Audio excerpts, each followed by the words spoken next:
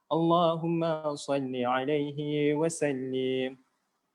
اللهم صل على محمد. اللهم صل عليه وسلم. اللهم صل على محمد.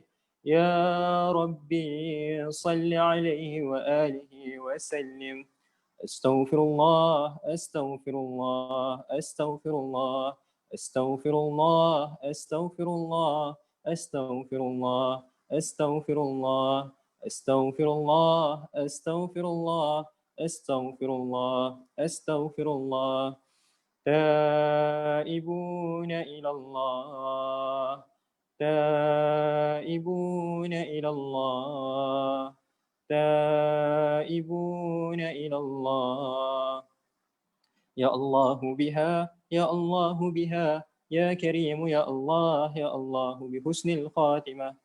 يا الله بها يا الله بها يا كريم يا الله يا الله بحسن الخاتمة. يا الله بها يا الله بها يا كريم يا الله يا الله بحسن الخاتمة يا كريم. غفرانك ربنا وإليك المصير. لا يكلف الله نفسا إلا وسعها لها ما كسبت وعليها ما اكتسبت. ربنا لا تؤاخذنا إن نسينا أو أخطأنا. ربنا ولا تحمل علينا إصرا كما حملته على الذين من قبلنا. ربنا ولا تحملنا ما لا طاقة لنا به. واعف عنا واغفر لنا وارحمنا.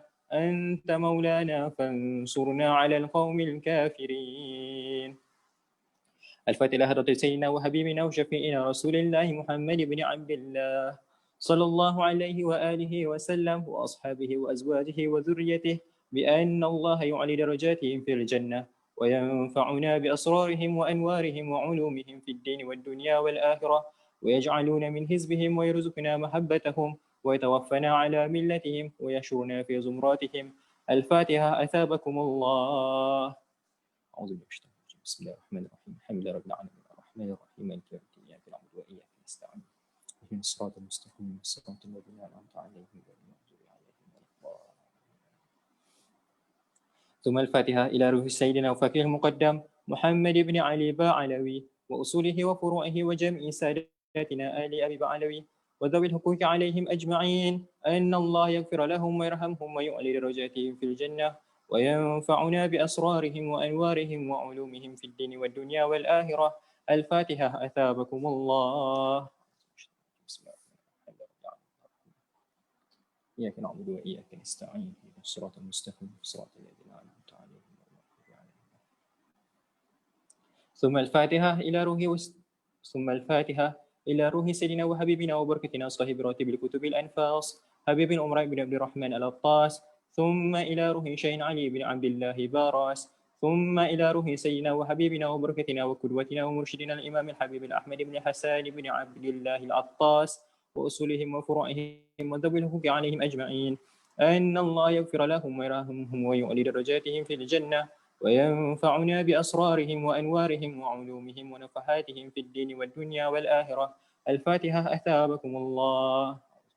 بسم الله الرحمن الرحيم. نستعين بالصراط المستقيم صراط الذين أنعمت عليهم غير المغضوب عليهم ولا الضالين. ثم الفاتحة إلى أرواح أولياء والشهداء والصالحين وأئمة الراشدين المهديين. ثم إلى أرواح والدنا ومشايخنا ومعلمنا وذوي الحقوق علينا أجمعين.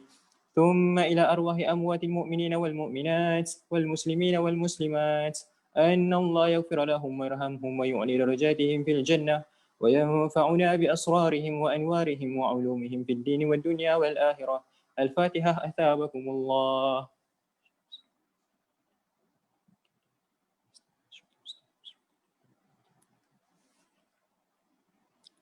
ثم الفاتحة بقبول وتمام كل سؤال ومأمول وصالح شأن ظاهرا وباطنا في الدين والدنيا والآخرة دافعة لكل شر جلبة لكل خير لنا ولأحبابنا ولوالدينا ومشايخنا في الدين مع اللطف والعافية وعلانية أن الله ينور قلوبنا وقوالبنا مع التقى والهدى والعفاف والموت على دين الإسلام والإيمان بلا محنات والامتحان بحق سيد ولد الأدنان ولكل نية صالحة وإلى حضرة الحبيب محمد sallallahu alaihi wa alihi wasallam wa man wala. Al-Fatihah.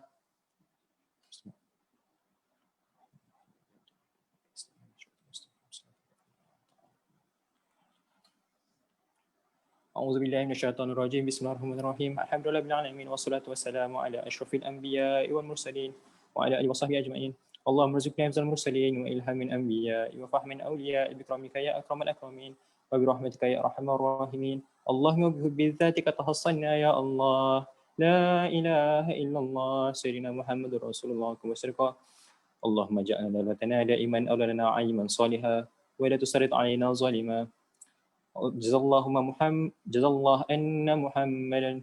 أن سيدنا محمدا ما هم أهله اللهم صل على سيدنا محمد وعلى آل سيدنا محمد Ya Allah, lancarkan majlis ini, Allah lancarkan majlis ini, Allah lancarkan majlis ini, Allah satukan hati kami, ya Allah jadikanlah majlis ini bermanfaat untuk semua, ya Allah jadikanlah kami bertambah cinta kepada kekasih Muhammad sallallahu alaihi wasallam dan jadikanlah kami mengikutnya dalam perbuatan kami, dalam perucapan kami, dalam segala tingkah laku kami, dalam helaan nafas kami.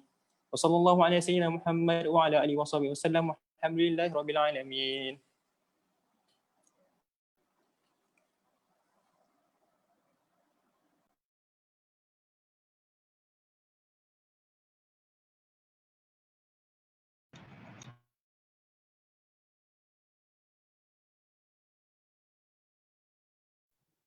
Syifa bercakap buka mic.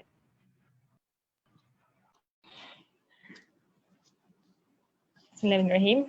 Assalamualaikum, dengar suara? Okey. Alhamdulillah selesai bacaan rotik sebentar tadi. Dan nampak ada juga yang baru masuk. Selamat datang. Jadi yang bermasa ni boleh tak nak minta ta'aruf sikit, nama dan juga tempat tinggal. Okay, Kimi, silakan.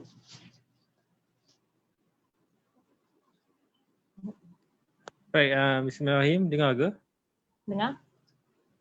Baik, nama Muhammad Hakimi bin Abdul Hadi. So boleh panggil Kimi. Sorry tak buka kamera sebab tak proper. Sekarang ni tahun keempat lah dalam jurusan kejuruteraan awam di Universiti Islam Antarabangsa UIA. Itu saja. Terima kasih. Seterusnya Muhammad Adib. Okay. Assalamualaikum warahmatullahi wabarakatuh. Nama saya Muhammad Adib Akhtar. Saya tahun kedua kejuruteraan mekatronik di IIUM. Tinggal di Polisi. Alright. Terima kasih Adib. Baiklah, kita boleh, rasa kita dah boleh, semua bersedia ya? Bersedia? Untuk kita mulakan usrah yang bertajuk Sehangat Cinta kepada Nabi Muhammad SAW. Sallallahu alaihi wasallam. Okey, tak. Sila. Okey. Kita buka usrah kita dengan Ummul kita Al-Fatihah.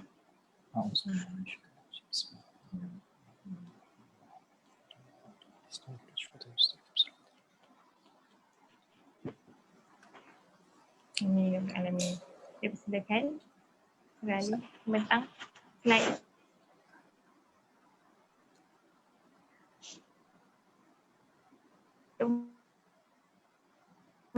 Ya, disediakan slide untuk usrah. Wah, okey. Seterusnya. Next. Okey, jangan sebelum tu, sebelum kita pergi next, sorry. Patah balik pada tadi. Pemilihan tajuk kita pada malam ini, insyaAllah kita akan bincang sama-sama sehangat cinta Nabi SAW, Muhammad SAW. Okey, jadi perbincangan kita pada hari ini sebenarnya kita ada dua benda yang saya akan bawakan. Dan suka untuk saya kredit kepada cawangan Perpias Petaling Jaya sebabkan sebenarnya kalau bukan sebab mereka yang mula-mula buat usrah berkenaan dengan Nabi Muhammad SAW pada sesi sebelum ni, saya mungkin tak terfikir untuk bawa usrah ni. Dan istimewa pada usrah kali ni adalah kita akan promote sekali, kita akan bagi glimpse, sekilas pandang kepada karya yang telah ditulis oleh ahli-ahli Gombak ketika PKP PKP dia punya besar dia, kawalan pergerakan. Apa dia panggil? Perintah kawalan pergerakan. Perintah.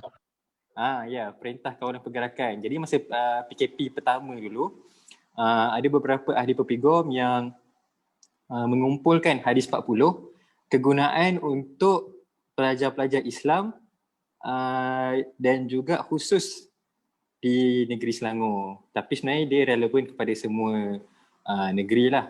Kita buat semuanya dia diinitiatekan oleh Persatuan Pelajar Islam Selangor. Okey, Tab.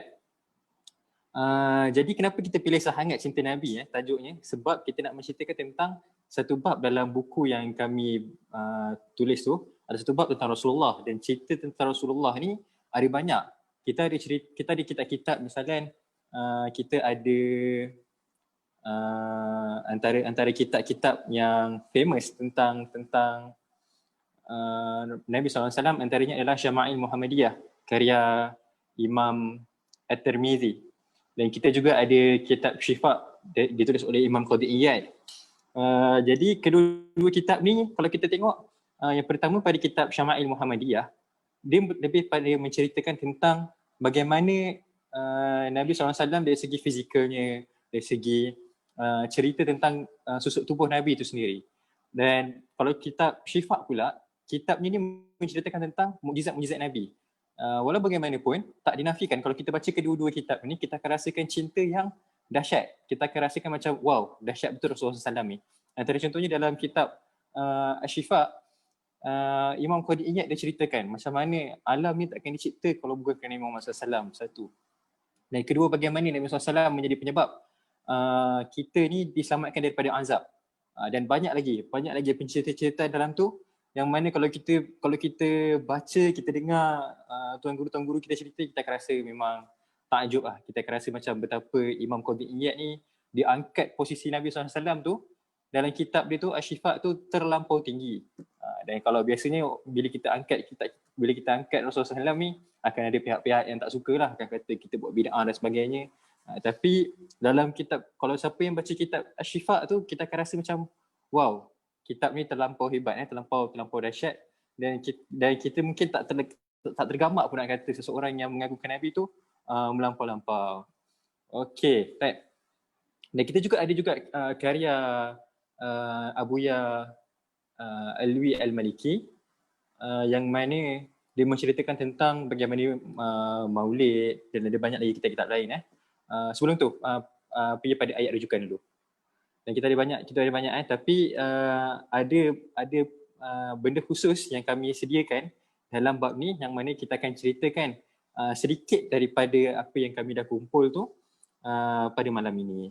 Okey, untuk ayat rujukan ni, kalau boleh saya nak minta saudara Daniel. Daniel Haziq. Ya, saya. Ada. Okey, Daniel. Al-Hafiz. Tafadhal Daniel. Iqra. A'udzu billahi minasyaitonir rajim. Laqad ja'akum rasulun min anfusikum azizun 'alaihi ma 'anittum harisun 'alaikum bil mu'minina raufur rahim. Sadaqallahul azim. Maksudnya sekali? Sekali. Okey. Sesungguhnya telah datang kepada kamu seorang rasul dari golongan kamu sendiri, iaitu Nabi Muhammad sallallahu alaihi wasallam, yang menjadi sangat berat kepadanya sebarang kesusahan yang ditanggung oleh kamu yang sangat tamak, yakni inginkan kebaikan bagi kamu, dan ia pula menumpahkan perasaan belas serta kasih sayangnya kepada orang yang beriman. Surah At-Taubah ayat 128. Wah. Terima kasih Daniel. Sadaqallahul azim. Sadaqallahul aliyyul azim. Untuk pengetahuan semua, Daniel juga antara salah seorang penulis, dan beliau menulis bab dalam kami punya hadis ni, bab dakwah.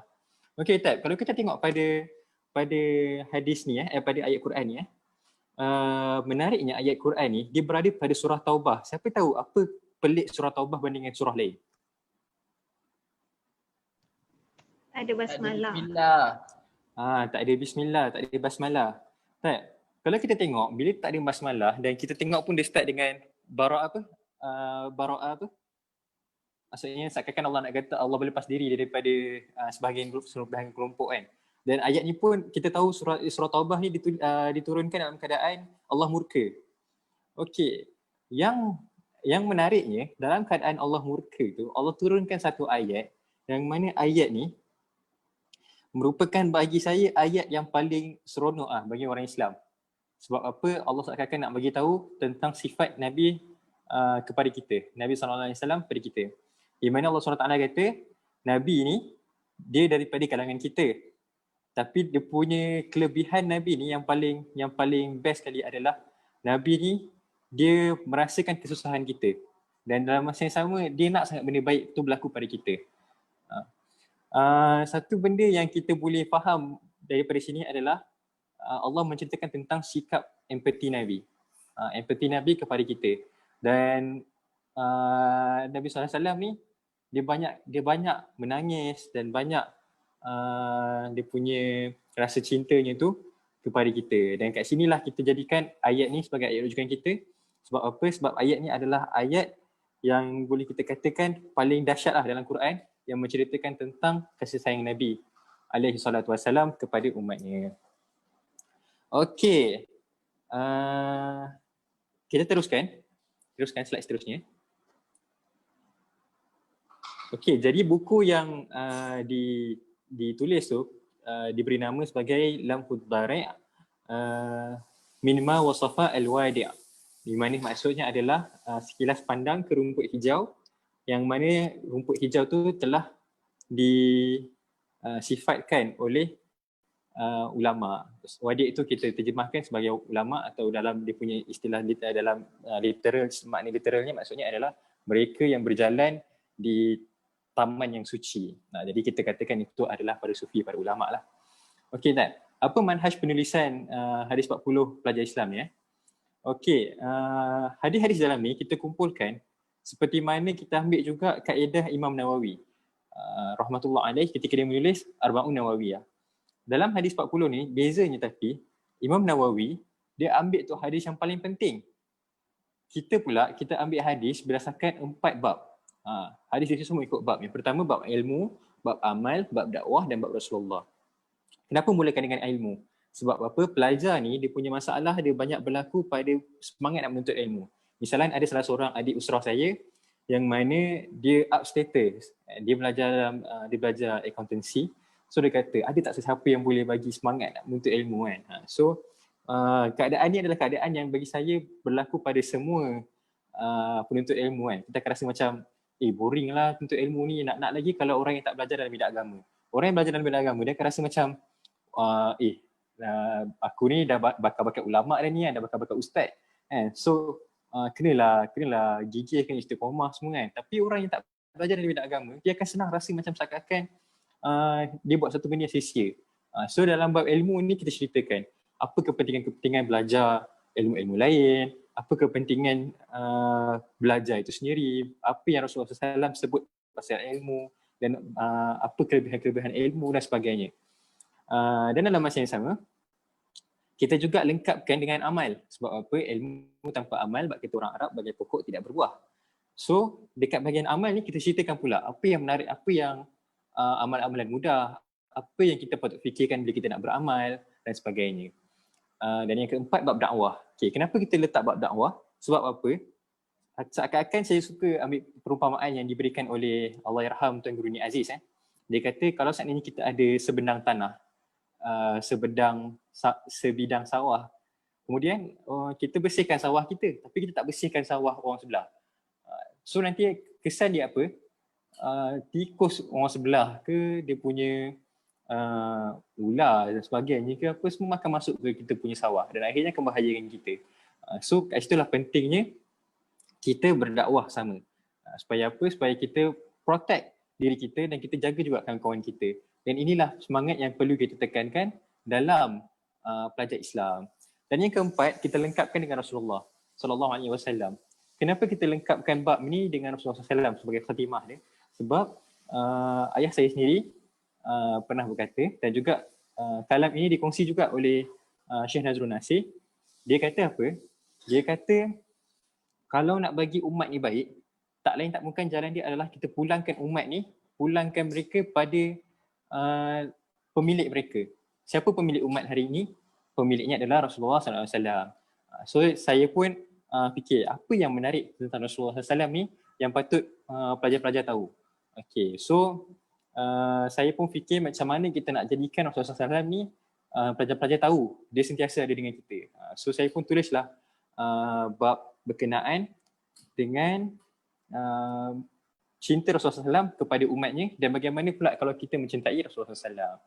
Okey, ketiga macam saya cakap tadi dia berkenaan dengan realiti lah. Jadi tak semestinya kita ambil entertain pelajar agama. Malah yang kita amat fokuskan adalah pada pelajar yang bukan agama, yang bukan ambil aliran agama. Misalnya pelajar architecture, pelajar accounting, pelajar biologi dan sebagainya. Sebab apa bidang-bidang ni yang sering diorang rasa macam seakan-akan diorang punya pelajaran tu tak berguna untuk akhirat. Sedangkan semua yang mereka buat tu adalah fardu kifayah. Dan bila mereka berada pula dalam bidang tu, ulama kata itu sebahagian daripada fardu ain. Dan benda ni ditekankan banyak kali lah oleh Imam Al-Ghazali. So dalam kitab ni dia makan, dalam buku kami ni memang akan kami ceritakan banyak apa kata-kata Imam Ghazali semua ni. Sebab apa? Sebab kita nak bagi pelajar-pelajar ni tahu yang diorang punya perbuatan tu bukanlah perbuatan yang sia-sia, malah perbuatan tu adalah perbuatan yang ditekankan oleh para ulama. Dan bila ulama tekankan ni, tentulah benda ni ditekankan oleh puncanya daripada Rasulullah SAW. Dan bila Rasulullah SAW tekankan, tak lain tak bukan datangnya daripada Allah Azza wa Jal. Okey, selain itu, kita banyak buka ulasan-ulasan hadis ni melalui kisah-kisah. Kenapa kita buka kisah-kisah? Supaya apa? Lepas kita dah ceritakan apa yang perkataan yang susah daripada hadis tu, and then kita akan buka kisah-kisah. Kenapa kita buka kisah-kisah? Sebab mood pembacaan hadis ni bukan pembacaan dalam kelas dan bukan juga pembacaan yang mana kita perlu buka syarahan, bukan begitu. Tapi mood yang kita tulis ni adalah mood untuk pelajar-pelajar ni baca. Kalau dia baca sendiri-sendiri, dia boleh baca dekat stesen bas. Sementara tengah tunggu bas, balik kelas, dia penat, dia nak rehat kejap buat assignment ke apa. Misalnya tadi saudari Atirah, dia buat assignment, dia penat kan. Lepas tu dia rasa macam nak recharge diri dia. Dia boleh buka hadis ni dan dia boleh baca. Sama ada dia baca ikut turutan ataupun baca lompat-lompat suka hati. Dan dalam masa yang sama juga kalau kita buat halaqah pun ada mod bacaan dia tersendiri. Maksudnya nak kata bacaan ni kita buat ringkas dan supaya benda ni melekat dalam hati pelajar. Pelajar ni dia suka bila benda tu bercerita, benda-benda macam tu. Sebab benda tu akan lebih meresap dalam hati dia. Kalau kita banyak ceritakan tentang benda-benda teknikal semua ni, benda tu akan sama je lah dengan buku-buku yang diorang dapatkan dekat kuliah. Jadi kita nak bagi moodnya santai supaya apa? Supaya mereka sentiasa ada motivasi untuk terus ke depan. Sebab kalau kita bebankan lagi dengan istilah-istilah teknikal, nanti pelajar tu dia dah belajar misalnya accounting, dia belajar banyak matematik semua kan, dia dah letih tengok nombor, tengok huruf yang memberikan makna entah apa-apa kan, tiba-tiba dia nak kena buka pula istilah-istilah teknikal dalam kitab-kitab. So jadi susah. So kita ceritakan dari segi kisah-kisah yang berkenaan. Okay, and then ulasan juga kita dapat daripada kisah-kisah tu semua kita nukil dari mana? Daripada pembacaan sendiri dan juga dalam masa yang sama daripada kelas-kelas telaki. Okey, dan insya-Allah pada hari ini semua hadis yang saya riwayatkan adalah hadis-hadis yang saya pernah mendengar sendiri dan ada juga hadis daripada guru maksudnya, dan ada juga hadis yang mana saya dapatkan daripada kitab yang mana pemilik kitab tersebut adalah seorang yang dipercayai. Okey, and then setiap awal bab akan diberikan penerangan epistemologi terhadap bab tersebut. Okey, misalnya saya ambil contoh bab ni. Okey, sebelum masuk bab Rasulullah pada hadis-hadisnya, saya akan ceritakan dulu tentang apa yang kita perlu faham tentang Rasulullah SAW. Misalnya saya ceritakan, Raghib Al-Asfahani mengatakan dalam kitabnya Mufradat fi Gharibil Quran, qala musannif rahimahullah ta'ala, perkataan aba, ketika dia menerangkan perkataan aba al-ab al-walidu wa yusamma kullu min kana sababan fi ijadi syai'in aw islahihi aw zuhurihi aban. Maksud dia apa? Sebab ayah ni adalah abu adalah ayah yang melahirkan, ataupun diberi nama setiap benda yang menjadi penyebab kepada munculnya sesuatu tu, kita namakan dia sebagai, ataupun benda tu bertambah baik atau benda tu menjadi jelas, kita namakan sebagai bapa. Misalnya macam kemerdekaan kita akhirnya dicapai oleh Tuanku Abdul Rahman. Tanda tangan dia tu tanda tangan Tuanku Abdul Rahman. So kita pun menamakan Tuanku Abdul Rahman sebagai bapa kemerdekaan. Ataupun Tun Razak dia yang buat banyak pembangunan untuk orang susah, semua kita pun bagi nama dia bapa pembangunan. Tun Mahathir dia banyak buat permodenan, mengangkat sains dan teknologi, kita pun bagi namanya bapa permodenan. Macam itulah contoh dia. Okey. Lepas tu Tuan Guru Raghib Al-Asfahani mengatakan juga walidzalik yusamma an-nabiy sallallahu alaihi wasallam abal mu'minin. Qala Allah Ta'ala an-nabiyyu awla bil mu'minina min anfusihim wa azwajuhu ummahatuhum. Maksudnya apa? Sebabkan keadaan tadi kita cakap ayah tu mestilah, bapa tu mestilah something yang sama ada dia lah penyebab pada benda tu, ataupun dia yang membaikkan benda tu, ataupun dia yang memunculkan benda tu. Maka kita pun maka telah dinamakan Nabi Muhammad SAW sebagai bapa orang beriman. Okey, bukti dia apa? Allah SWT berfirman, an-nabiyyu aula bil mu'minin min anfusihim. Nabi lebih mulia daripada orang beriman daripada diri mereka sendiri. Wa azwajuhu ummahatuhum. Dan isteri-isterinya, isteri Nabi SAW adalah ibu mereka. Siapa mereka? Kita orang beriman. Bermaksud kita adalah anak-anak kepada secara ruhiyah. Dan kita tak boleh berkahwin dengan isteri-isteri Nabi SAW. Bermakna kita ni adalah anak kepada Sayyidatina Khadijah. Kita anak kepada Sayyidatina Aisyah. Kita anak kepada Sayyidatina Hafsah. Kita anak kepada Ummu Salamah. Kita anak kepada Sayyidina Saudah dan sebagainya. Dan semua isteri-isteri Nabi adalah ibu-ibu kita. Dan kita perlu hormat mereka. Baik. Dan satu perkara yang perlu kita ambil tahu, ada golongan yang suka mengutuk ibu-ibu kita orang beriman. Dan perlu kita tengok balik, antara kisah yang suka diungkit-ungkit adalah kisah Perang Jamal. Dalam Perang Jamal itu sendiri, kalau kita tengok balik, Sayyidina Ali karamallahu wajhah, dia menyuruh pengikut-pengikutnya untuk menghormati Sayyidatina Aisyah. Sebab apa? Sebab dia kata itu pun adalah ibu-ibu korang, ibu-ibu kita semua. Sebab ini semua adalah kita semua orang beriman dan Allah SWT mengiktiraf mereka ini adalah ibu-ibu bagi kita. So itu antara bab yang kita bincangkan pada permulaan mukadimah dia.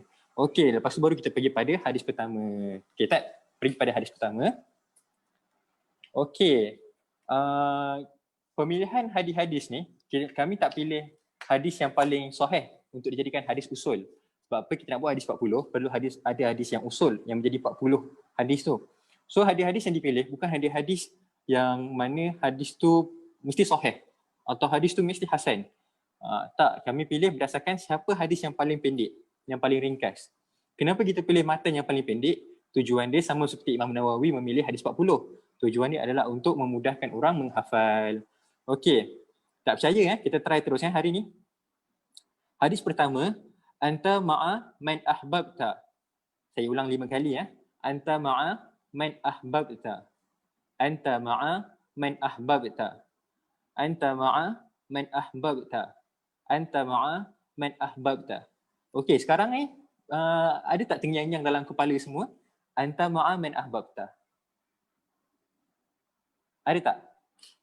Ada. Ada. Ya, begitu. Itulah dia punya tujuan dia kenapa kita pilih yang pendek-pendek. Supaya apa? Hati kita ni akan dipandu dengan hadis-hadis. Walaupun hadis-hadis tu pendek, tapi hadis-hadis tu yang mana kita sentiasa mainkan dalam hati kita. Okey, hadis ni pula diriwayatkan oleh Syaikhain. Siapa Syaikhain dalam hadis? Imam Bukhari dan Imam Muslim. Diriwayatkan juga oleh Imam Tirmizi dan juga Abu Dawud. Bermakna hadis ni bila dah riwayat Syaikhain, maksudnya hadis ni sahih lah. Jadi kat sini bonus. Hadis ni dah lah sahih, dalam sesama dia pendek. Apa hadis dia? Kita ambil siapa okey, apa hadis dia Kimi? Komo. Komo, are you there? Okey, kalau Komo tak boleh nak bersuara, kita ambil Ya, saya kat sini. Okey. Okey, apa Kimi hadis dia? Ya. Apa hadis? Baca hadis ni. Tak, yang kamu ingat. Okey, apa dia? Tadi kita nak ya. Oh, Orang kenapa ni Oh, dia buat kerja lain sikit Okey, kita. dia buat lain kerja lain sikit. Okey. Sambil tu sambil dengar. Aywa. Okey, hadis ni berbunyi anta ma'a man ahbabta.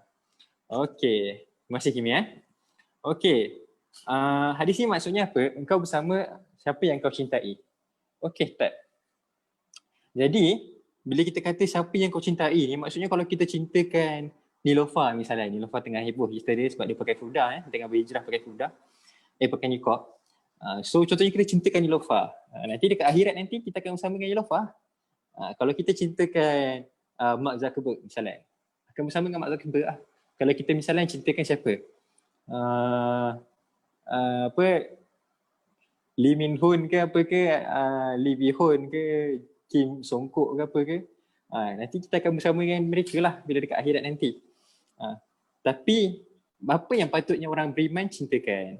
So masuk pada hadis berkaitan dia. Hadisnya apa? La yu'minu ahadukum hatta akuna ahabba ilaih min waladihi wa walidihi wan nasi ajma'in. Okey, maksudnya apa? Tidak akan beriman salah seorang pun daripada kamu sehingga saya menjadi yang paling dia cintai melebihi daripada dirinya, melebihi dirinya. Okey.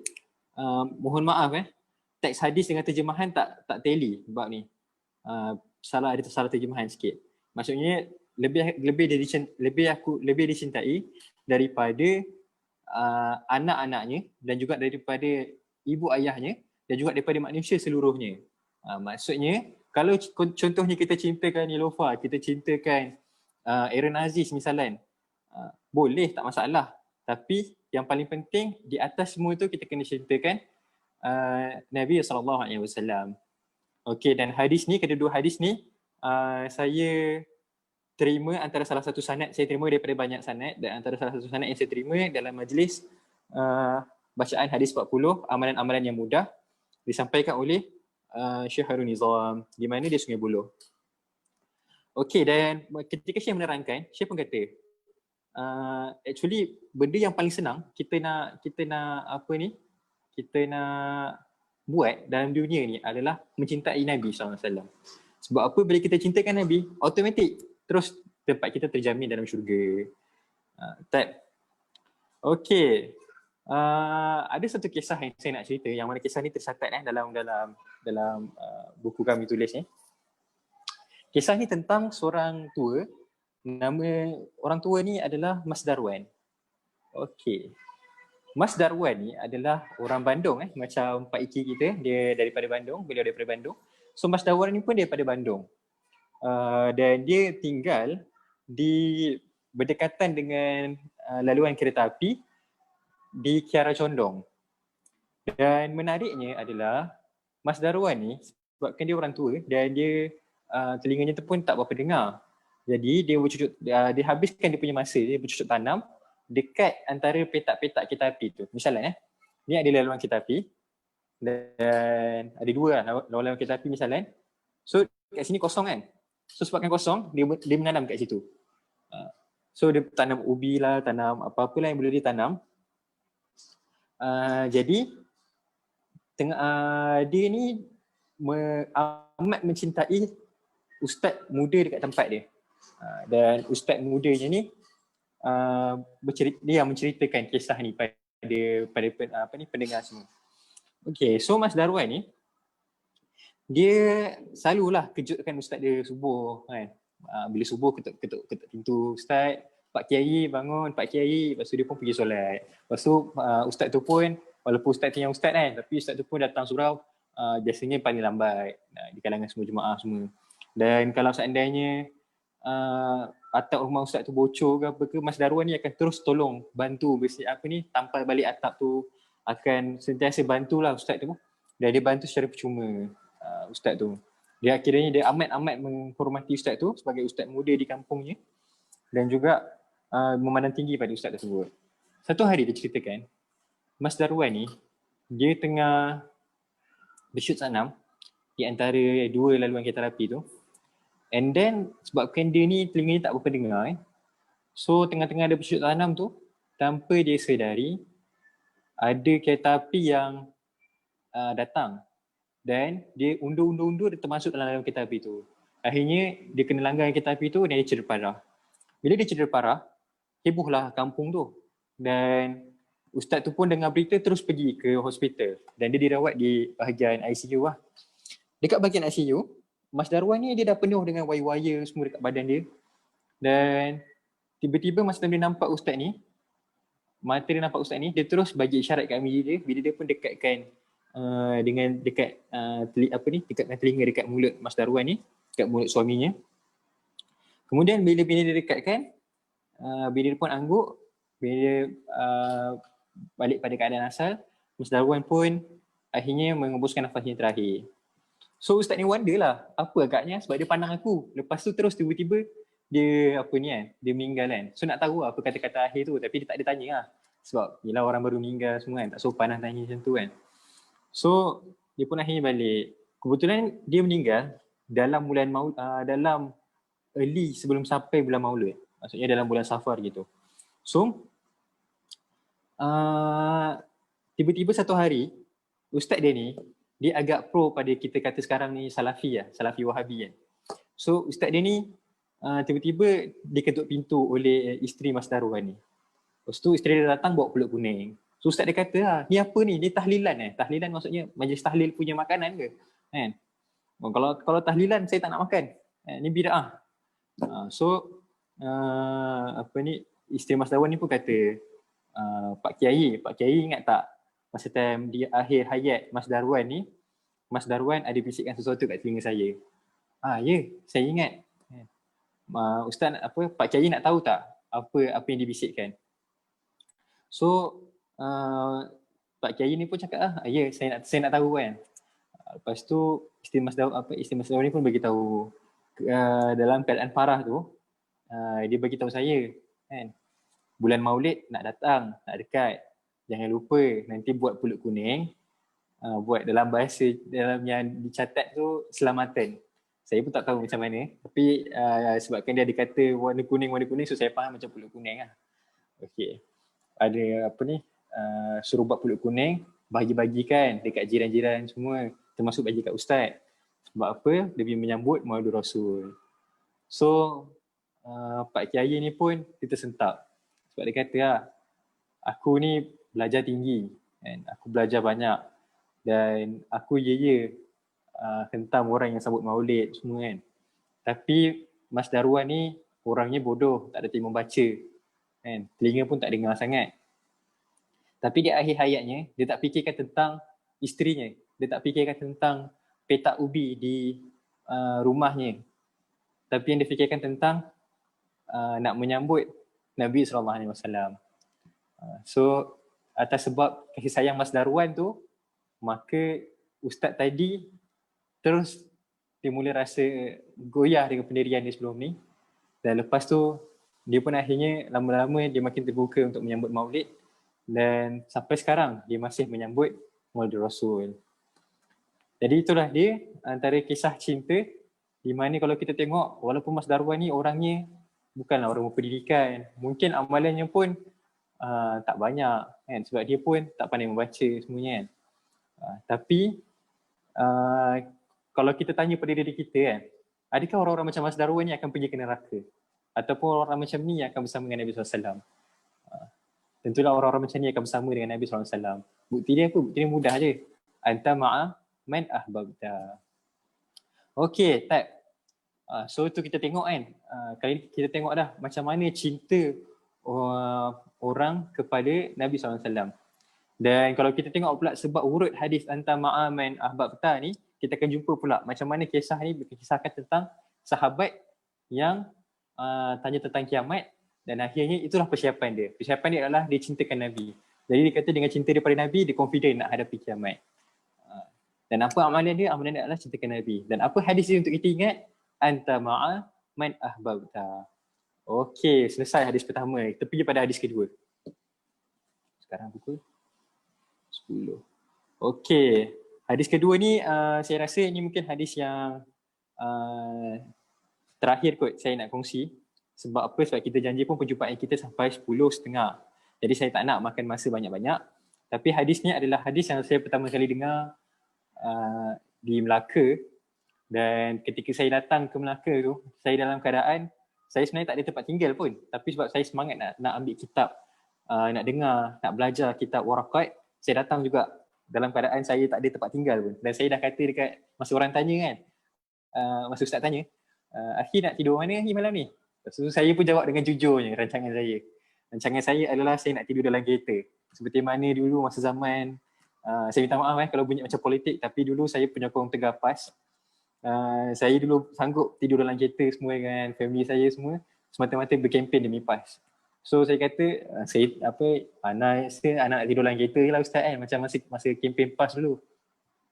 Lepas tu terus semua masa tu semua terkejut, dan semua offer saya stay dekat satu masjid ni.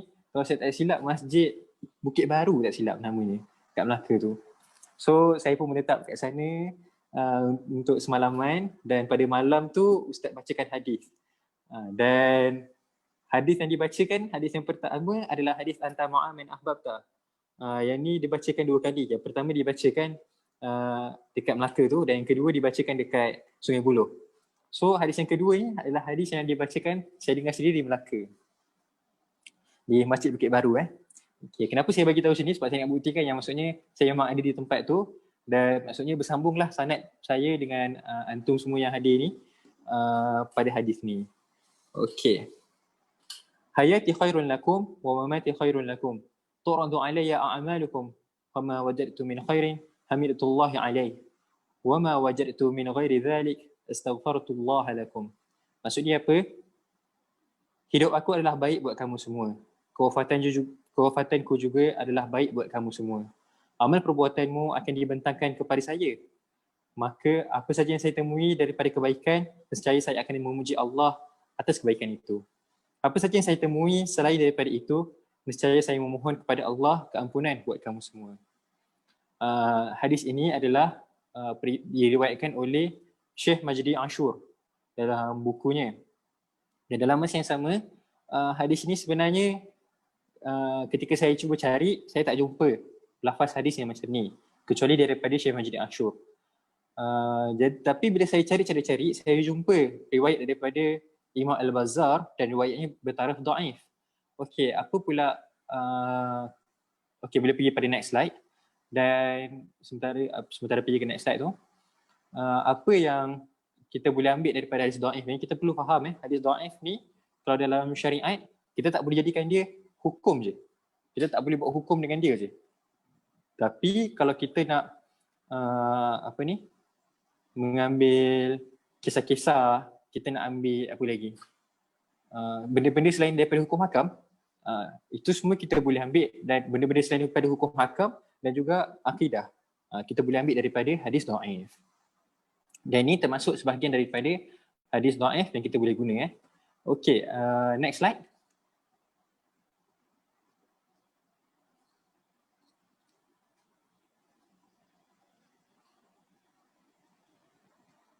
Siapa jaga slide? Boleh next slide.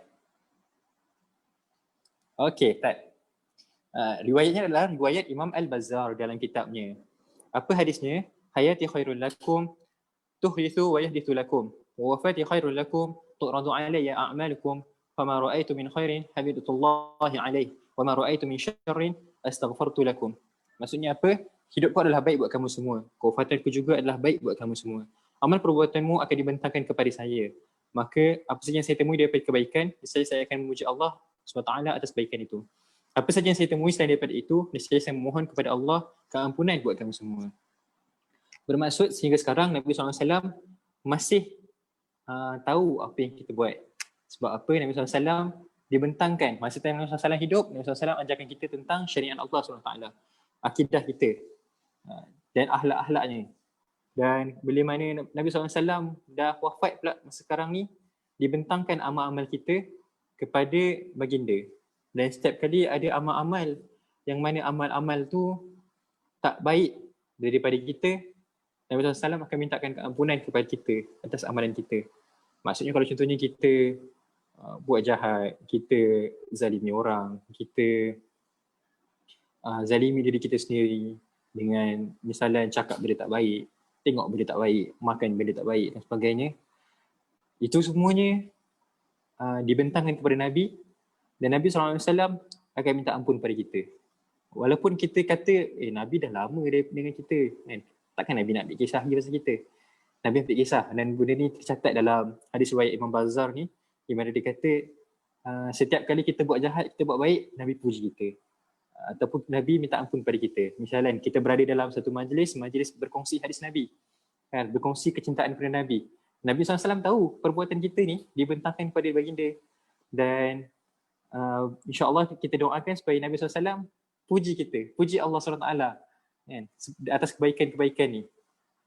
Dan bila mana kita buat salah, yang sedihnya kita buat salah, padahal sebenarnya nak kata salah tu salah kita lah. Biar je lah kita yang minta maaf semua, kan. Tapi rupanya bila kita buat salah, yang minta maaf tu Nabi SAW. Sama lah macam contohnya kalau kita buat salah dekat sekolah, mak bapak kita datang minta maaf kat cikgu pasal kesalahan kita. Macam tu jugalah agaknya Nabi SAW memohon ampun kepada kita kepada Allah, di sisi Allah SWT. Dan tentulah permintaan Nabi untuk Allah SWT ampunkan kita tu lebih daripada permintaan ibu ayah kita, kepada permintaan maaf daripada ibu ayah kita kepada guru-guru kita ketika kita buat salah di sekolah. Satu kisah yang sebagai saya share satu lagi hadis. Okay, next hadis. Kalau siapa yang baca mesej viral yang lebih panjang, saya ada kongsikan kat situ. Kita rasa macam Nabi ni jauh, tapi macam mana kita nak rasakan Nabi dia dekat. Okay.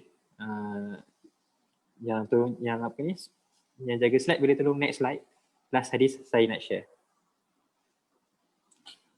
Okay. Hadis yang berbunyi dari riwayat Imam Nasa'i. Inna lillahi malaikata sayahina fil ard yuballighuni min ummati salama. Maksudnya apa? Sesungguhnya Allah SWT punya malaikat yang berkeliling di sekeliling bumi menyampaikan salam aku kepada umatku. Dan boleh juga kita faham di mana bila kita bagi salam pun benda tu akan sampai juga pada Nabi SAW. Dan apa antara lafaznya yang kita semua tahu, Assalamualaikum ayuhan Nabi warahmatullahi wabarakatuh. Dan lafaz ni kita lafazkan di dalam solat kita. Jadi sebenarnya dalam majlis ni bila kita dengar nama Nabi Muhammad SAW, kita berselawat semua, selain daripada hadis pertama tadi, hadis ni pun menguatkan lagi hadis pertama tadi tu dari segi makna. Di mana kita dapat tengok yang tadi kita kata perbuatan baik, dan tentulah antara perbuatan yang bagi saya paling baik adalah berselawat. Dan kita dalam majlis ni berapa kali kita selawat. Kejap-kejap bila sebut nama Nabi Muhammad SAW, kita selawat. So, insyaAllah hari ni kita berniat supaya Nabi SAW bahagia dengan kita. Bahagia dengan amalan kita ni. Satu kisah yang terakhir saya nak kongsi, kisah ini diceritakan oleh Kiai Zawawi Imran. Siapa yang suka tengok FB ke, tengok Twitter ke, ada satu kisah yang mana ada satu syair ni yang dibacakan oleh Kiai Zawawi Imran, yang mana dia kata kalau awan mendung jangan tahan hujan daripada turun. Kalau dan sebagainya, dan akhirnya dia kata kalau seandainya senyumanmu masih terukir di hatiku, jangan halang aku daripada merindui kamu, something like that. So the same person menceritakan kisah ni. Ada seorang perempuan tua di Masjid Agung Madura. Dia ni berjualan bunga untuk kalau kita tengok orang Indonesia kan dia suka bunga-bungaan kan. Kalau dekat Malaysia ni kita jarang tengok sebab apa? Kebanyakan yang guna bunga-bungaan ni orang Hindu. Tapi kalau dekat Indonesia ni yang gunakan bunga melu semua tu semua rakyat je. So dia ni berjualan bunga. Dan setiap kali waktu Zuhur, dia akan spend masa dia dekat Masjid Agung Madura ni, dia akan kutip daun tu dengan tangan. Dia kutip daun. Dan nanti dah habis semua, bersih taman tu dengan dia kutip daun satu-satu pakai tangan. Masa tu tengah hari panas, sebab lepas Zuhur, cuaca terik. So jawatan kuasa masjid kesian. So diorang kata, okay macam ni, sebelum waktu Zuhur kita upah orang untuk bersihkan laman. So tiba-tiba esoknya tu bila time dia datang, semua dah kemas lah, semua dah bersih kan. Tiba-tiba dia menangis kan. Dia menangis, lepas tu orang pun cakap kenapa ni kan. Lepas tu dia kata kenapa korang bersihkan daun ni kan, aku yang nak bersihkan. So lepas tu apa ni namanya, jawatan kuasa masjid katalah kan, kami bersihkan ni bukan sebab apa ni, bukan sebab apa, kami kesian tengok ibu kan, ibu dah penat pijak niaga, ibu kena apa ni bersihkan pula kan, jadi kami kesiankan ibu, kami bersihkan. Lepas tu perempuan tua ni pun cakap kan, kalau kamu sayang pada aku, jangan bersihkan daun-daun ni. Lepas tu apa ni, Pak Kiai tu tanyalah kan, kenapa jangan bersihkan daun-daun ni. Lepas tu dia kata kalau saya bagi tahu Pak Kiai tak boleh bagi tahu orang lain sampai saya meninggal. Lepas tu cerita ni pun dikisahkan apa yang perempuan ni cakap bila time perempuan ni dah meninggal. So apa yang perempuan ni cakap adalah, sebenarnya setiap kali aku angkat ni sebenarnya Pak Kiai, aku ni orang bodoh kan. Dan saya tahu amal-amal saya ni takkan diterima kan. Sebab apa? Sebab saya buat pun mungkin salah, mungkin tak cukup syarat dan sebagainya. Jadi saya mungkin tak selamat pada akhirat, di hari akhirat. Tapi saya tahu kan yang insya-Allah dengan syafaat Kanjeng Nabi SAW kan, saya akan selamat. Jadi setiap kali saya ambil selembar daun, saya ucapkan satu selawat kepada Rasulullah SAW. Kelak jika saya mati, saya ingin Kanjeng Nabi SAW menjemput saya, dan biarlah semua daun-daun itu menjadi saksi bahawa saya membacakan selawat kepadanya. Dan salam, dan saya tutup kisah ini dengan saya cakap, salam kami ini tidak seistimewa wanita itu. Salam kami ini tidak tahu dengan apa kami buktikan kecintaannya. Salam kami ini tidak segagah wanita itu. Namun dengan penuh malu dan hina kami ucapkan, Assalamualaikum ayuhan Nabi wa rahmatullahi wa barakatuh. Salam atasmu wahai Nabi, dan rahmat Allah ke atasmu serta kebaikannya. Ampunkan andai salam ini kurang khusyuknya. Ampunkan andai salam ini kurang istimewa. Ampunkan andai salam ini hanya lafaz yang terlupakan maknanya. Untuk itu saya sudahi insya-Allah perbincangan kita pada hari ini. Dan sebenarnya ada satu hadis lagi, yang mana hadis ni saya nak kongsikan sebenarnya untuk bagi siapa yang banyak hajat semua ni untuk ambil, tapi sebab saya tengok masa tak mengizinkan, sekarang dah 10.23. Jadi saya buka kepada, saya pulangkan, itu saja pembincangan daripada saya, dan saya pulangkan balik kepada saudari Syifa. Wa ma taufiqi illa billah, alaihi tawakkaltu wa ilaihi unib. Silakan saudari Syifa. Alhamdulillah, terima kasih. Alhamdulillah, terima kasih kepada saudari Alia Husaini, pembincangan yang sangat baik. Banyak ilmu, banyak apa yang kita dapat pada malam ini, betul tak? Okay, jadi sekarang saya buka peluang kepada para hadirin untuk sebarang pertanyaan ataupun perbincangan lanjut jika ada. Dipersilakan. Kalau ada yang nak tanya soalan, boleh buka mic dan kenalkan nama dan bertanyakan soalan. Setakat ni ada?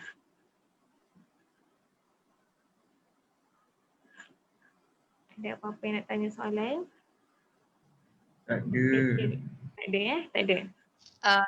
Nak tanya, yang tadi slide guna tu kan, boleh tanya ke? Boleh. Nak tanya slide yang tadi guna tu, dia buku rujukan ke ataupun slide ahli sendiri ke? Kat mana kalau kita orang nak dapatkan benda tu untuk baca balik ke macam tu? Okey. Saya tahu kebanyakan antara kita pertama kali dengar kan hadis-hadis ni kan, dan akan rasa macam nak tahu kan. Rasa macam geram nak ulang-ulang sebab kita boleh dia yang pernah dengar mungkin ada yang baru dengar, so jadi masa saya nak murajaah, nak ingat balik supaya kuat cinta tu. Jadi kalau nak bagi tu sebenarnya hadis ni ada je dekat kitab-kitab hadis semua. Tapi nak cari tu susah lah kan. So apa yang boleh dibuat adalah, sebabkan buku kami ni sebenarnya buku kita ni masih lagi dalam proses editing, proses suntingan. Tapi untuk slide ni, apa yang boleh dibuat adalah isi Google Form, dan insyaAllah daripada Google Form tu kami akan sertakan slide. Nanti kami akan contact balik untuk sertakan slide. So jangan lupa isi Google Form kalau seandainya berminat nak dapat hadiah hadisnya. Dapatkan semua. Google Form saya Dapat. saya resend kalau mungkin ada yang baru masuk. Okay, pada Google Form tulis nama, nombor telefon, tempat tinggal dan juga komen. Komen tu apa-apa sajalah, komen berkaitan dengan surah kita pada malam ini. Segala kekurangan ke boleh bagi tahu kat situ. InsyaAllah kami akan perbaiki pada masa akan datang.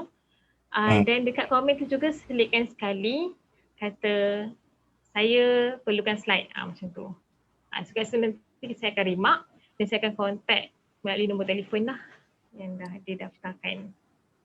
Terima kasih. Jangan lupa isi ya. Kalau tak isi Google Form, ya silakan. Waalaikumsalam. Saya nak tanya, Okay, silakan. mana dapat kisah-kisah yang tadi tu? Kisah-kisah tu biasa kami dapat dalam, macam cakap tadi kan, dalam Talaki. Dan kisah Zawawi Imran tu rasanya, kisah-kisah Zawawi Imran tu rasanya boleh cuba cari dekat internet tu. So kebanyakannya sumber-sumber lisan. Oh, okey, terima kasih. Tapi jangan risau sebab kisahnya tu kisah orang sekarang. So jangan risau daif ke sebab kisahnya tu kisah orang sekarang dan saya percayalah pada penyampainya. Asatizah-asatizah saya. Para kini macam nak viral. Okay, ada apa soalan lagi? Tak ada ya setakat ni? Sudah isi ke Google Form? Nak dengar sikit suara? Dah. Dah. Terima kasih. Alhamdulillah. Jadi jika tak ada apa-apa lagi, ada yang baru nak masuk. Okay, tak apa, kita cuba raikan. Selamat datang Kak Arfah. Nak apa ni ke? Kita nak sambung satu hadis terakhir ke? Sekejap.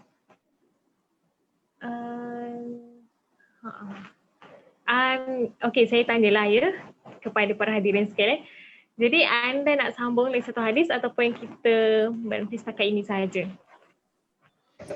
Saya nak tanya. Okey, nak tanya. Setakat ini sahaja kot. Bismillah, saya Amir. Amir Firhan. Saya nak tanya berkenaan dengan ada satu sirah yang mana sirah tu dia ada ceritakan berkenaan dengan kisah Ukashah dengan Rasulullah. Jadi ada beberapa pandangan lah tentang sirah ni. Saya nak tanya saudara pembentang, jikalau sirah ini anaknya dhaif, adakah kita boleh ceritakan sirah ni kepada orang lain untuk ambil ibrah daripada sirah ni? Itu je soalan saya. Jelas ke? Okay. Jelas. Okey, yang pertama untuk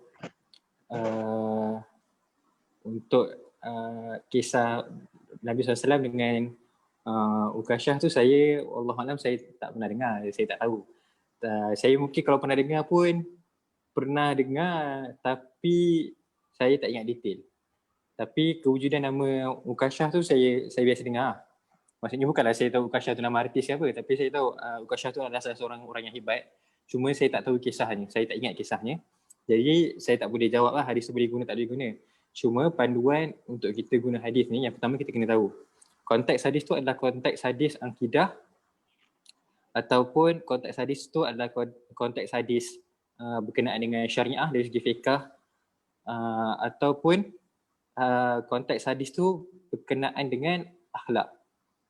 Jadi kalau dia berada pada dua golongan pertama ni, akhlak, yang termasuk dalam akhlak ni adalah antaranya adalah khasais. Khasais ni maksudnya kisah-kisah khusus tentang satu individu tu, ataupun fadail, kelebihan-kelebihan tentang individu tu, Jadi kalau masuk di kalangan dua yang depan ni, dia tak boleh kita sebarkan bila mana benda tu berada dalam golongan, semua hadis sebenarnya tak boleh disebarkan dalam bila dia berada dalam posisi maudhu'. Tapi bila di mana dia hadis dhaif, dia boleh digunakan pada akhlak dan juga pada fadail. Tapi dia tak boleh digunakan pada akidah dan juga pada syariat. Okey, misalan bukti yang boleh menggunakan hadis dhaif ni pada akhlak dan juga khasais. Kita tengok sendiri pada Imam Bukhari ada tulis satu kitab, nama kitabnya tu Adabul Mufrad, di mana dalam Adabul Mufrad tu Imam Bukhari letak sekali hadis dhaif.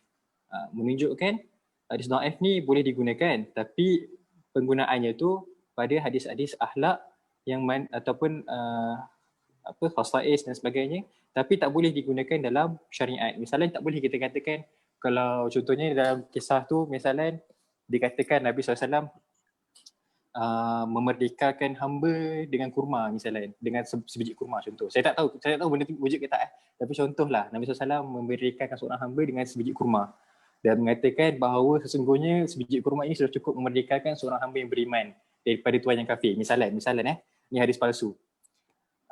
Saya reka sebab nak terangkan benda ni. Okay, and then kita pun sebarkan konon-konon tu hadis Nabi.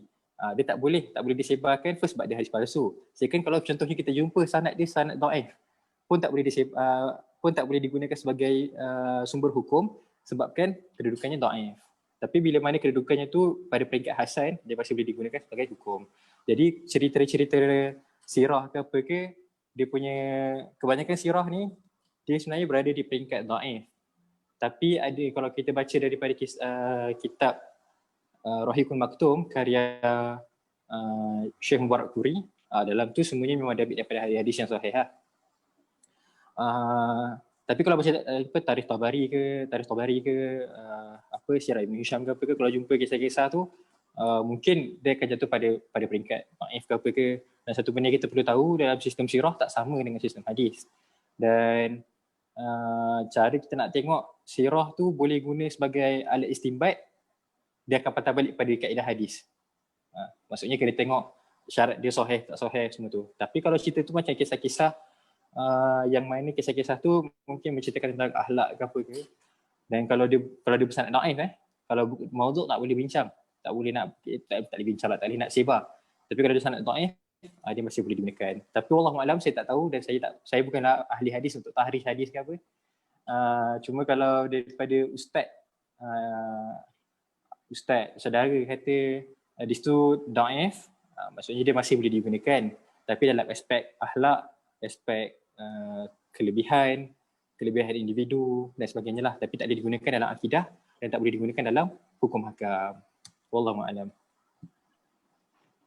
Ada lagi sebarang soalan, sebarang perbincangan ke nak diutarakan?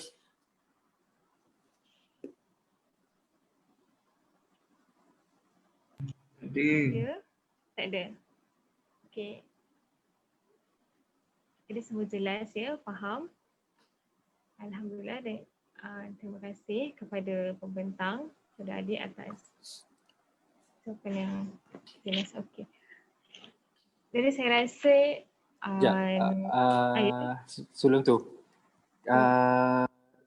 kalau saya nak sambung sikit je boleh tak? Sikit je sebab hadis akhir ni saya rasa macam untuk sebenarnya saya nak bagi hadis akhir ni untuk antum semua nanti balik cuba eksperimenkan sendiri. Balik kan, maksudnya dah habis pembentangan ni boleh eksperimenkan sendiri.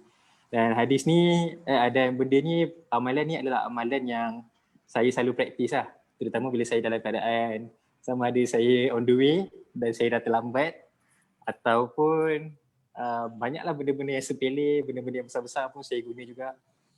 Di mana saya nak cerita pasal hadis tawassul. Okey, boleh kita bagi sikit je. Okey. Minta tolong share kan slide hadis terakhir, hadis keempat.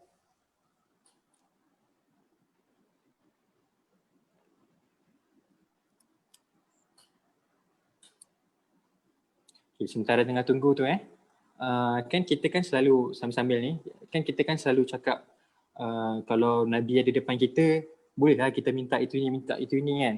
Tapi sebenarnya bagi saya sampai sekarang pun kita masih boleh lagi buat permintaan-permintaan macam tu. Dan mungkin di kalangan umat Nabi SAW yang paling banyak minta benda bukan-bukan saya kot. Memang sangat bukan-bukan lah. Antara benda dia misalnya masa time dulu saya sekolah, bila saya tak siap ujian sekolah kan, saya akan tawasul minta Nabi, tolong Nabi bagi apa ni. Tiba-tiba cikgu tak minta, cikgu lupa ke apa ke. Ni antara bila saya apa ni, dan sampai sekarang pun kadang-kadang bila terlambat kan, Nabi tolong bagi aku ni tolong doakan Allah kan supaya aku ni dapat sampai cepat dekat apa ni, kat kelas kan. So banyak benda-benda sepele-sepele yang saya minta dengan amalan ni. Padahal sebenarnya kalau ikutkan ulama ajar minta amalan yang besar-besar. Tapi yalah kan, ulama mungkin hati diorang suci, antum semua hati suci. Saya ni hati karut kan. Minta kat Nabi macam benda pelik-pelik kan. Tapi saya minta benda pelik-pelik pun kebanyakannya tercapai kan. So insyaAllah antum pun boleh sama. Okey, sebabkan tak dapat, sekejap saya sharekan.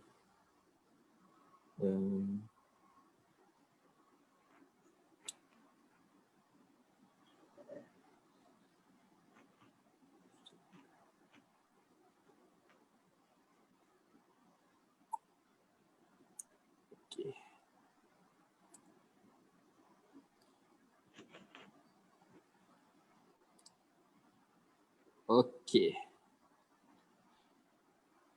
Okey, hadis keempat.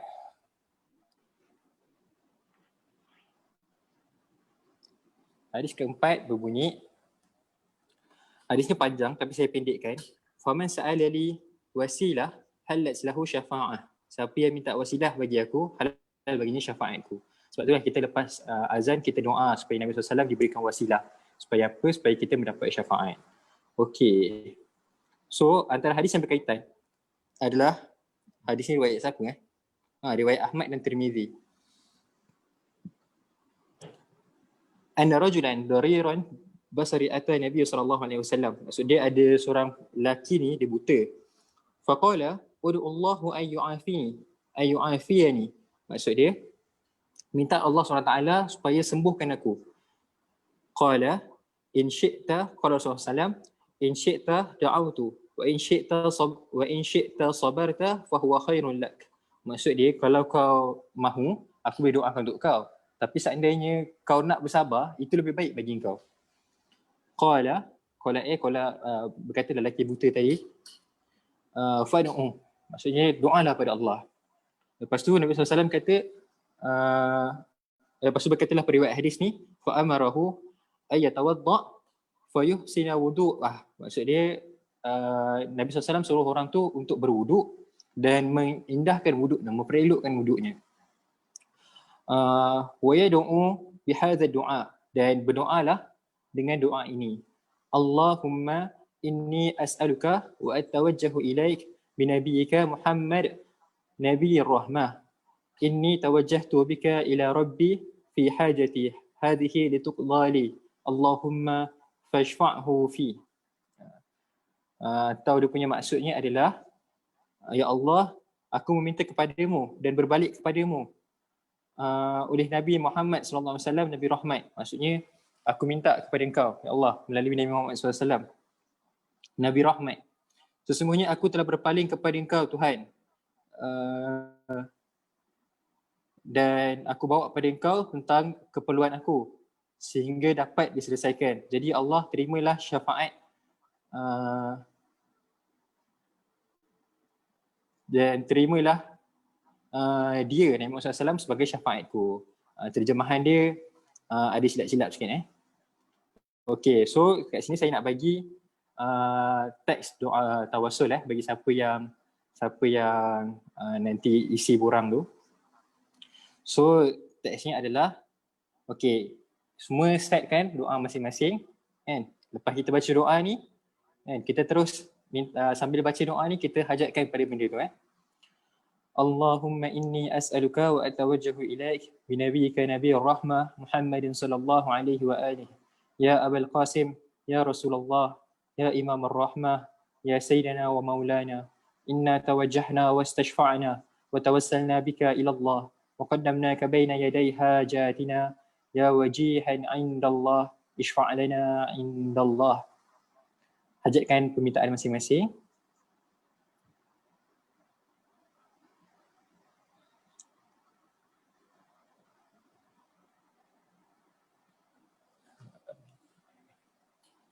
Okey, tak. Maksud daripada doanya adalah, ya Allah, sebenarnya aku minta kepadamu dan aku menghadap kepadamu dengan Nabi Muhammad SAW, Nabi Rahmah. Muhammad selawat atasnya dan keluarganya. Wahai Bapa Qasim, itu adalah gelaran kepada Nabi Muhammad SAW. Wahai Rasulullah, wahai Imam Rahmat, wahai pemimpin kami dan pelindung kami. Sesungguhnya kami telah menghadap, memohon syafaat dan bertawassul denganmu di hadapan Allah Azza wa Jal. Dan kami dahulukan engkau di atas hajat kami. Maksudnya, hajat kita ni kita letak Nabi Muhammad SAW sebagai penjaminnya.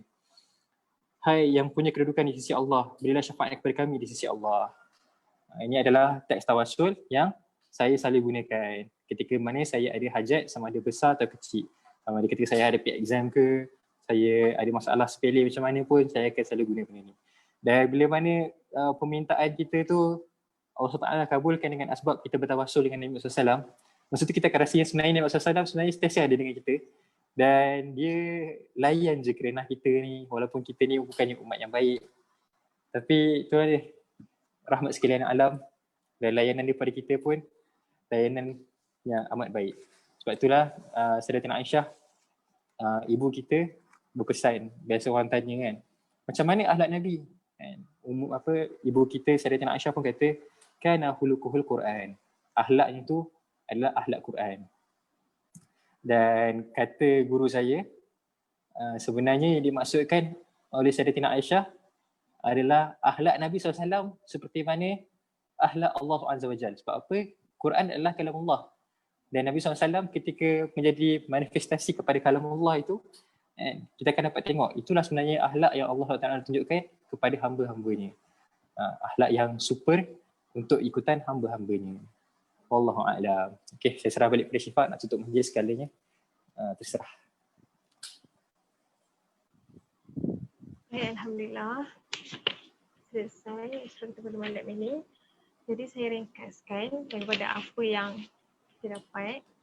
Yang pertama, hadis antara man ahbabta yang paling ringkas. Jadi kita akan hadis ni menunjukkan mana kita di akhir nanti kita akan bersama dengan golongan orang yang kita cintai. Jadi baik-baiklah pilih siapa orang yang kita cintai.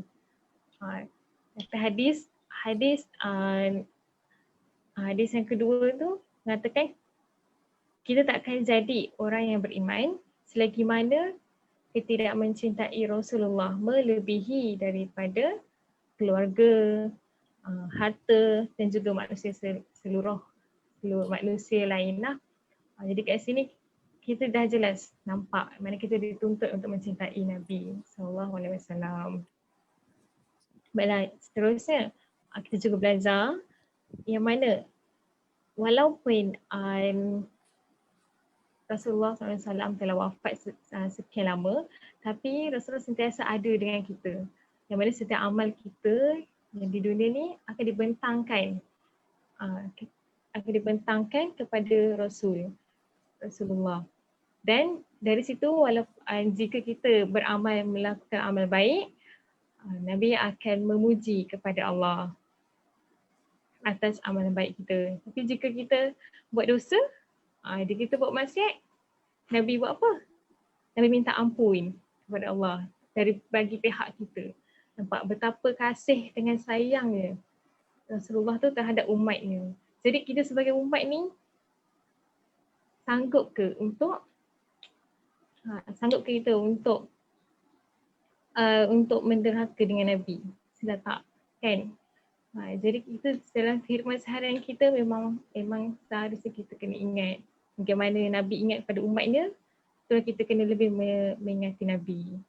Selawat dan salam untuk Nabi. Okay. Dan seterusnya, salam kita kepada Nabi, selawat. Di mana kat sini saudara Ali dia dah diceritakan kisah yang mana seorang makcik tua tu dia kutip setiap helai daun kering yang jatuh tu sambil berselawat kepada Rasul. Sebab apa? Sebab dia sedar yang dia tu tak ada ilmu. Dia sedar yang dia tu orang kata jahil lah kan. So dia takut amal apa yang dia buat tu tak diterima. Tapi atas kasih dengan sayang dia terhadap Nabi, dia minta supaya dengan amal dia tu dia dapat syafaat daripada Rasulullah. Jadi begitu jugalah dengan kita. Apa yang kita buat jangan kita lupakan Nabi kita. Kita berharap supaya kita juga dapat syafaat daripada Nabi Muhammad SAW. Okay, yang terakhir wasilah bertawassul dengan Rasulullah. Dekat sini bila kita rasa macam kita kan seorangan kat dunia kan, kita kadang-kadang kita rasa lonely.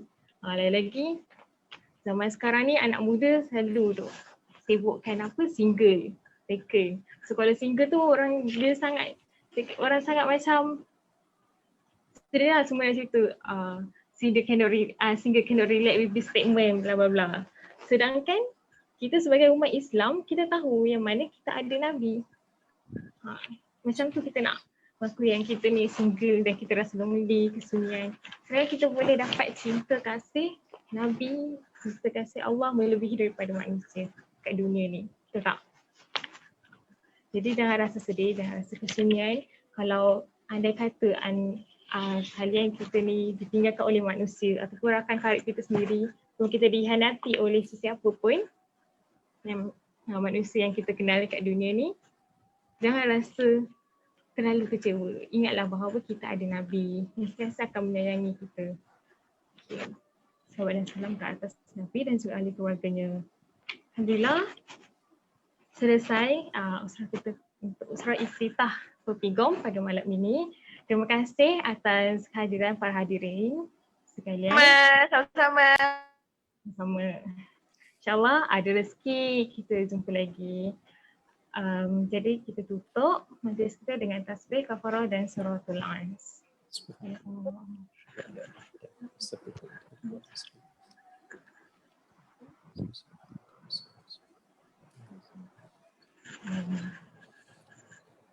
Okay, kepada yang lain jangan lupa tunggu bila mana Pepigom buka untuk pre-order kitab yang kita tulis ni. Okay, insyaAllah lepas selesai suntingan kita akan buka pre-order. Okay. Baik. Dia tak sabar nak memiliki kitab tersebut. Saya pun. Mantap. Nanti akan ada semua tulisan-tulisan kisah semua boleh dapat situ. Baik, berapa harga? Berapa harga? Harga nanti kita cerita lepas kita dah suntik. Oh, okey, baik. Sabar.